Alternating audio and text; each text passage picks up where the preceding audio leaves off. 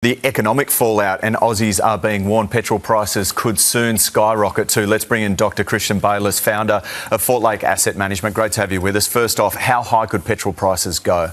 Well, I think we have to work off rules of thumb, but the way the market is currently projecting to open is between a 6 to 10% increase, so not as high as what people were originally thinking, but obviously we've had a bit of news on the Strait of Hormuz and some attacks there, which is where obviously most of the petroleum tankers go through. But the simple rule of thumb is that for every $1, we have about a 1 cent increase. So if we're up 30 cents, if we're up $30, that will equal 30 cents at the bowser. Right. And then the other implication is obviously the feed through to other products and those sorts of things. Well, let's talk about that. If it does hit other products based on logistics, etc., inflation, we know it's already a little bit sticky at the moment. Could it go up? Yeah, absolutely. So what we have to keep in mind is that Australia has a relatively high exposure to petroleum products, so about 12% in the CPI basket.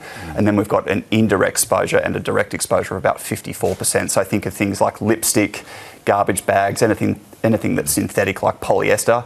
It all needs oil, and that's the stuff that's ultimately going to feed through into CPI and therefore feed into the RBA's thinking as well. And airline prices too, potentially. Absolutely. With fuel going up. Yep. Fuel excise. We know off the back of the start of the Ukraine war, the government took half of the fuel excise off to reduce prices at the bowser. Could they do that again? Well, I think it's about 51 odd cents, the fuel excise for cents per litre. So they've got a lot of low-hanging fruit there that they can chop into if they need to.